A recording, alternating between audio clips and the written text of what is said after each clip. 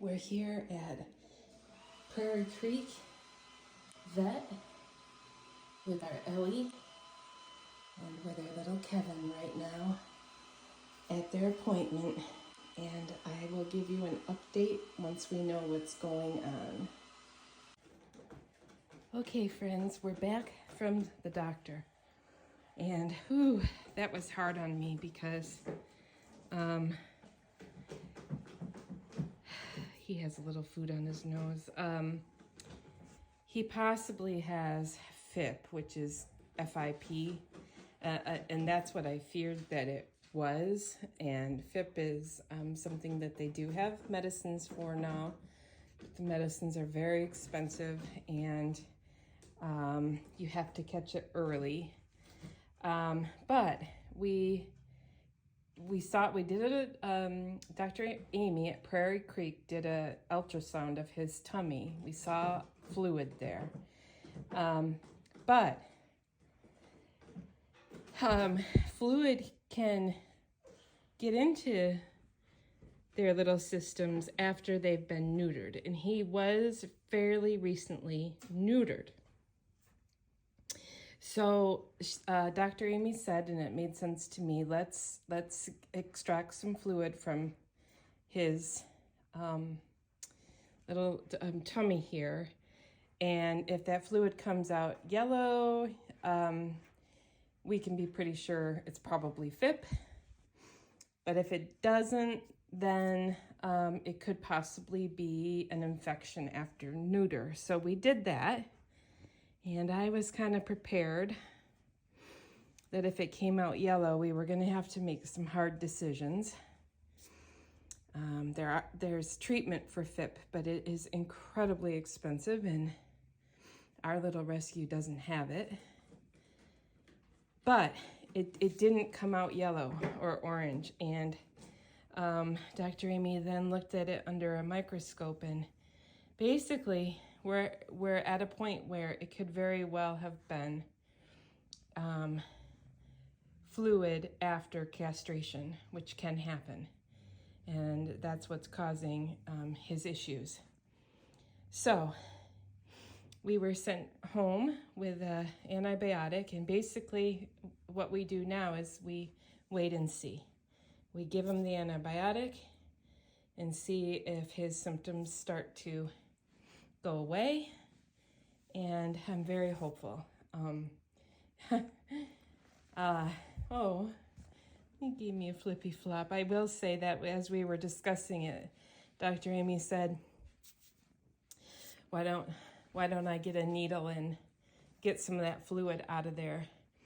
And if it's yellow, it's probably FIP, and we might have to make some hard decisions. And when she left the room to go get the needle, Kevin, I was holding him, and he started just like climbing up my chest and onto my shoulders, like clinging to me.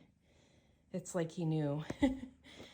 And so when she pulled out the fluid and it wasn't yellow, I just felt so relieved, you guys. Like, stress is so high right now, regardless, with this damn election causing me a lot of stress. I'm sure some of you as well, probably most of you.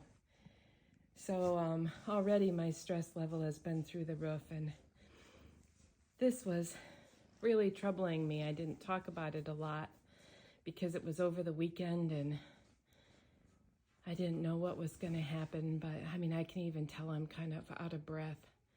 I try to be aware of my symptoms because I definitely have complications due to stress. Lots of brain fog today, but when I tell you I'm so relieved that he's home right now, I don't know exactly what's going to happen, but he's home, and I'm gonna be very optimistic that he just had some trapped fluid and it's not FIP. And even though there are medicines for FIP, and I know some of my rescue friends would probably say, you know, don't make it sound like a death sentence, but the medicines are so expensive. and we just don't have it. And so I was going to have to make some tough decisions, and I'm just glad that for tonight, no tough decisions. We've got antibiotic, and we're going to be optimistic. I really love how he's acting right now. He's been very sickly. I haven't been putting him on video because I also know that you guys have a lot of stress right now, and I've been trying to protect you from worrying about him, but he's grooming himself right now. He's got something stuck on him. I'm gonna get off in just a minute, but he's being very active and grooming himself. I have the antibiotic in his system, and I'm cautiously optimistic, nauseously optimistic, which is the term I've been using for this damn election too. So, all right, now who just did that? Woody? Was that you? Woody? Woody does this weird little thing where he smacks people on the head. Not people, cats. Well, people too. He smacked me on the head. Hi, Brittany. We're all gonna be okay. Everybody's gonna be okay. All right, Woody. Oh, Woody put himself to bed. This is his little lockup condo where we kind of lock him up for the night to keep him from getting into too much trouble, and he just put himself to bed. That's sweet. And Brimley's here looking at little Kevin. And everybody over here is playing laser light in the dark because they love their laser light in the dark. Junie's begging for her third chew of the night, which Junie, sweetheart. The problem is that I have found out that there's another cat that loves churu just as much as Junie, and he now knows what the churu sounds like, and he comes running. But then all of his friends come running. So we have a problem on our hands.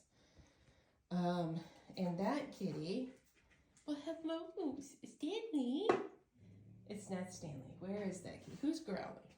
Oh, that's Dolly. The kitty is Robbie, and I don't know where Robbie, oh, Robbie's going potty.